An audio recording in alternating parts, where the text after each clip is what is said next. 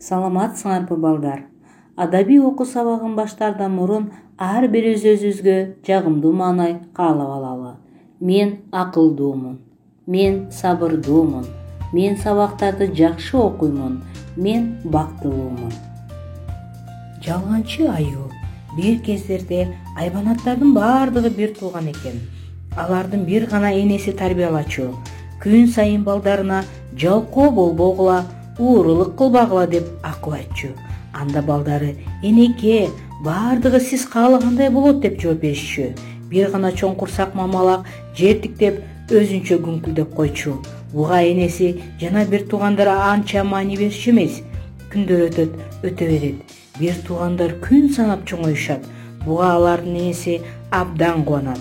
Баардык тапканын алардын оозуна кармайт. Балдары мындан да тезирээк чоңойсо экен деп тилейт. Таттуу тамактан кийин балдарынын даң салып кубалашып ойногонуна жетине албайт. Бир күнү адаттагыдай эле балдарына кантты санап бөлүштүрөт. Мына кызык, эки баласына кант жетпей калды. Кант сакталуучу сандыкты кайта аңтарат, бирок издегенин таппайт. Анан айласы кетип, өзүнө тиешелүү канттын жетпей калган балдарына бөлүп берет.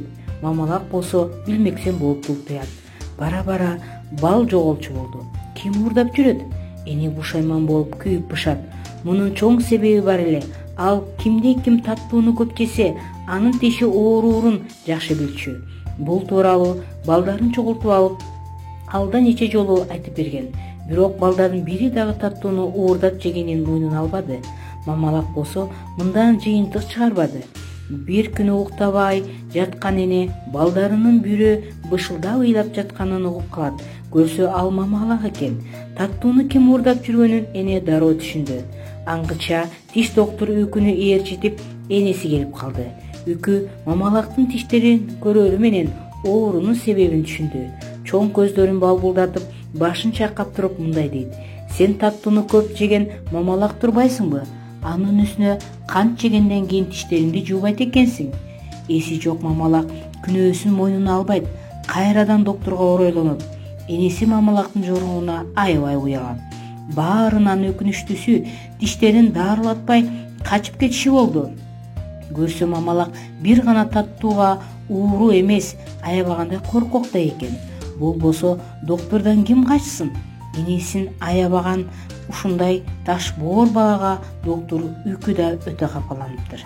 Мамалак болсо энем доктурга дагы алып барат деп үйүнө ошо бойдон келбей коюптур. Кийин мамалак күрсүйгөн аюу болот. Баары бир анда деле үйрөнгөн жаман адатын таштабайт. Мунун дагы бир адаты өтө соргоо эле. Көзүнө көрүнгөндүн баарын жечү. Мейли эт, мейли дан, мейли чөптөрдүн тамырын, ага баары бир. Ал эми балдын жытын сезип калса, башка тамактарды карап да койбойт. Дароо аарылардын уюгуна кирет. Колуна тийген балдын бир тамчысын да калтырбай жеп салат.